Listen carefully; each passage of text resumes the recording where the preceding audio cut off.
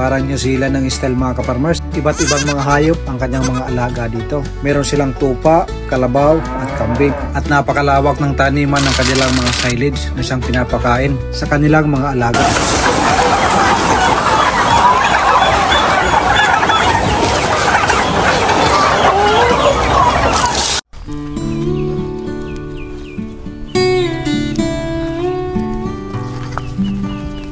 Ngayon, samahan niyo akong silipin ang iba't ibang klase ng alaga na mayroon sila dito.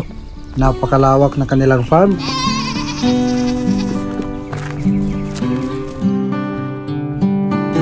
Sa araw na ito, nandito tayo sa Ching Farm. Kaya samahan niyo ako dahil mga quality mga tupa o sheep ang inyong makikita. At hindi lang yan mga farmers, marami din silang kalabaw at kambing na alaga dito.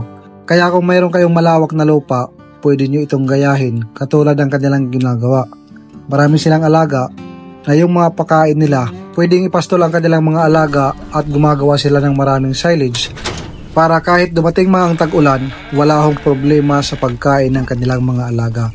Kasi sa mga farmers, nakagaya nito na maraming alaga, pagdating sa tag-ulan, lalo na pag tuloy-tuloy, yan po ang nagiging problema. Hindi po pwedeng palabasin ang mga alaga at kailangan nasa loob lang ng kulungan at bibigyan lang sila ng mga pakain.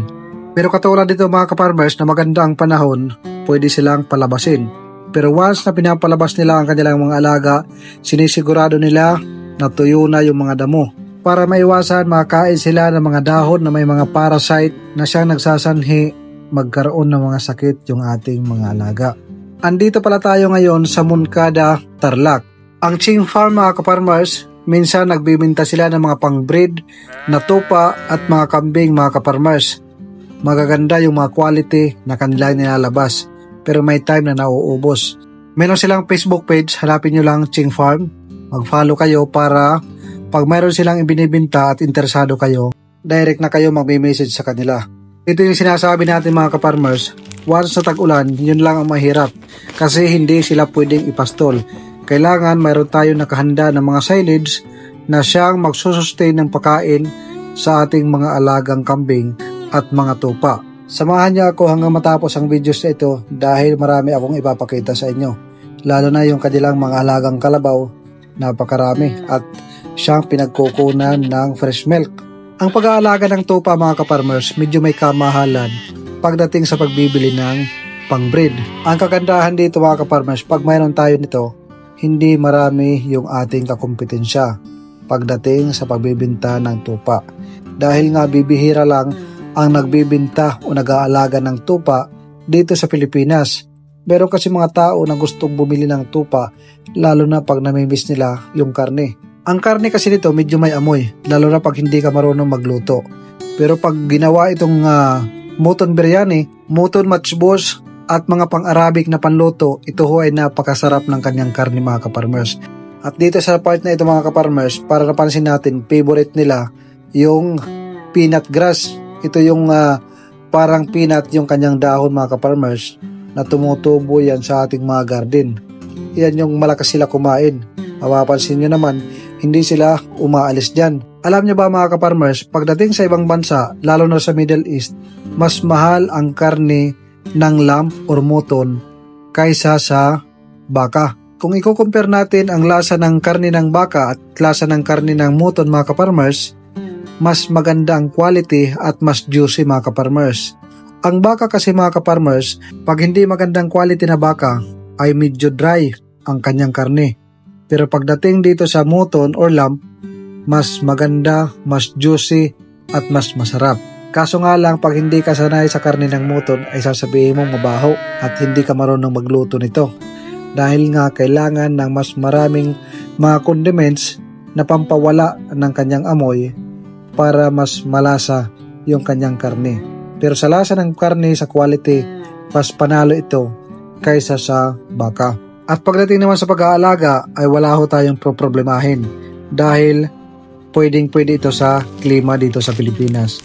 At yung kinakain ito, katulad din ng kinakain ng ating mga alagang kambing.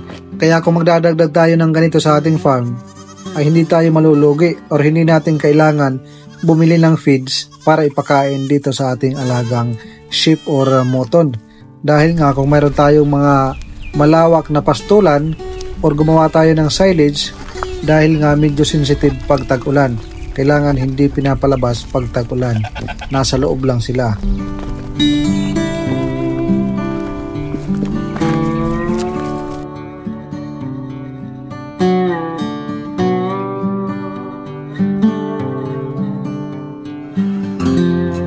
At pag ganito karami ang inyong mga alaga ay kailangan na ng mga tauhan. At dito ay meron na silang mga machine na ginagamit para mapabilis ang kanilang pagpapakain ng kanilang mga alaga. Katulad na lang na inyong nakikita. Pagkatapos daanan ng machine mga ka-farmers, napupunta sa gilid ang lahat ng na-harvest at ready na ito ipakain sa alagang kambing at sa alagang kalabaw. Marami silang mga kalabaw dito mga ka-farmers. Alam ko ang ganito kalaking farm ay medyo mabigat mga ka-farmers. Pinapakita ko lang sa inyo para maka-inspire sa ating mga ka-farmers. Baka sakaling mayroon palang mga nanonood ng mga milyonaryo na kaya din nilang gumawa ng ganitong farm. Kasi ang ganitong farm ay milyon-milyon na ang gastos dahil nga sa dami ng tao nila dito at sa lawak ng kanilang minamanage na farm. At para sa inyo mga kaalaman mga ka-farmers ay pwede rin kayong magnegosyo ng silage. Kung mayroon kayong malawak na lupa, magtanim kayo ng napakaraming napier at saka i-shredder at ilalagay sa blue na drum na mayroong shield na hindi makakapasok ang hangin para maiwasan, mabulok at magkaroon ng molds na siyang ibibigay sa ating mga alaga once na tag-ulan. Ang ganitong klase ng negosyo mga ka-farmers ay simple lang yan na kumikita. Magtatanim ka lang, hihintayin na tumubo at lumaki, isi-shredder at ipapasok mo ng siksik sa blue drum na kailangan hindi makakapasok ang hangin para hindi mag-cause ng bakterya. Dahil pag nakapasok ang hangin, diyan magsimulang mabulok at mag-moist ang ating mga silage. Once na hindi nakakapasok ang hangin, diyan po humahaba or tumatagal ang buhay ng ating silage. Pagkatapos silang itambak at ikarga sa kanilang traktor, dito na ang kasunod mga ka-farmers. Hahakutin sa kanilang kamalig at doon gigilingin at ipapasok sa mga drum.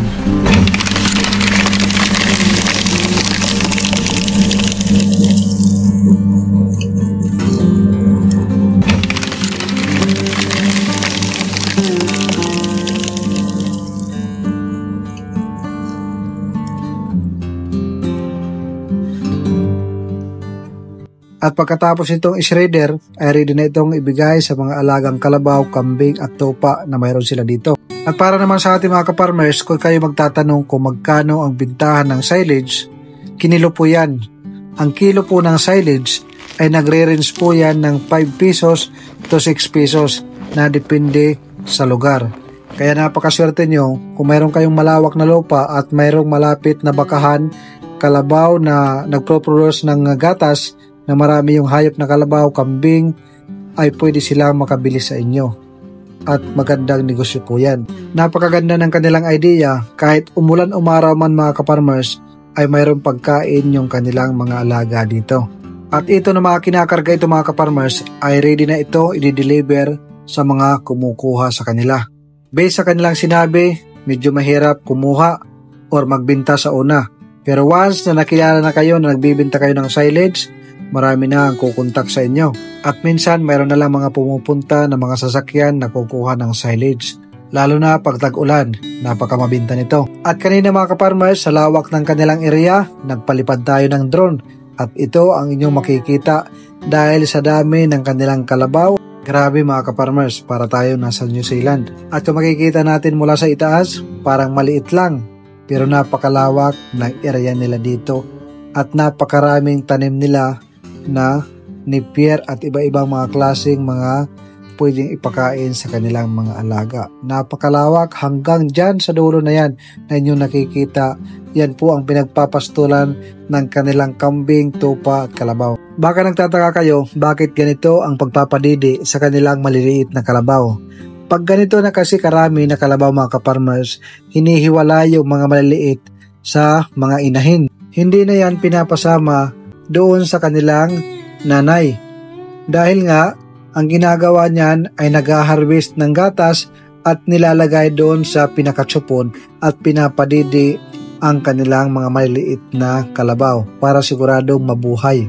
At kung mapapansin nyo mga ka-farmers, bawat isang kalabaw dito ay mayroong tag at yung mga anak ay mayroong tag para malaman at ma-determine kung kaninong anak yon at saan nanggaling mga ka-farmers. Sa dami ng kalabaw na inyong makikita, 3 yung nagpapastol dito. Ito yung time na pauwi na. At pagdating naman ng umaga, nag-harvest sila ng gatas ng kalabaw at nagbibinta rin sila ng gatas ng kalabaw. At masasabi talaga natin na magaling ang kanilang idea tungkol sa pagbibusiness ng farm na ito. Maganda yung kanilang pagmamanage. Kung sa estimate lang natin mga ka-farmers, walang kalugian. Alam nyo kung bakit mga ka-farmers? Lahat ng alaga nila dito, ang pinapakain ay damo. Ang mayroon lang ginagastusan dito, yung mga vitamins, mga pang-maintenance sa kanilang farm, at syempre yung pasahod sa kanilang mga tauhan. Kaya 100% talaga kikita pagdating sa ganitong negosyo. Ganito yung kanilang sistema. Meron silang machine na nilalagay sa didi ng kalabaw na yan ang nagbabakyum papunta doon sa isang lalagyan na doon iniipon ang mga gatas ng kalabaw na siya naman binibinta nila sa pang-araw-araw dito. Makikita mo sa kanilang Facebook page, Ching Farm, mayroon silang mga binta na gatas ng kalabaw. At ito nga yung ating sinasabi, once na nanganak yung kanilang kalabaw, hinihiwalay na yan at pinapadidi. Yung mga hinaharvest nila na gatas na nanggaling doon sa mga kalabaw na yon, ayan po ang pwedeng ipadidi sa kanilang maliliit pa na kalabaw. Kaya yung ginagawa mga ka-farmers para siguradong mabuhay, para hindi maipit or hindi suwagin ng mga malalaking kalabaw. At pagdating naman dito mga ka-farmers, relax ang mga kalabaw na ito. Nag-mud batting. Nakakatulong yan para mabawasan ang init sa kanilang katawan at maitabo yung kanilang mga kuto. At kanina mga ka-farmers, nasaksihan natin ang pag-harvest nila o pagkuha ng mga malalaking tilapia, lalo na yung mga malalaking dalag. Yung mga ganitong ulam mga ka-farmers, ito yung kahinaan ko, lalo na yung mga laking probinsya. Yun po yung kahinaan ng lahat, lalo na pag ginataan. Ako po, napakasarap.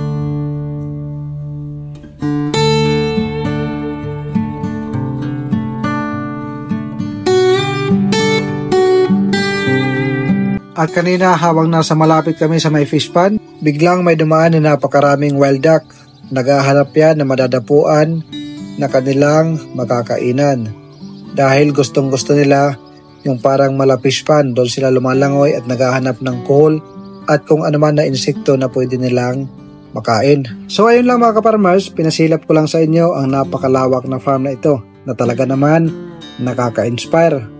Located ito sa Moncada, Tarlac. Alam ko may mga ka-farmers sasabihin nyong malayo tayo dyan dahil ang puhunan dyan ay milyon-milyon. Hindi natin alam mga ka-farmers, hindi natin hawak ang future at ang ating kinabukasan. Malay natin, ibigay sa atin na may kapal. Someday, magkaroon tayo ng ganyan. So ayun lang mga ka-farmers, sana ay naaliw kayo sa videos na ating ibinahagi. Sa mga hindi pa nakapag-subscribe sa ating YouTube channel, marami pa tayo mga videos na ilalabas.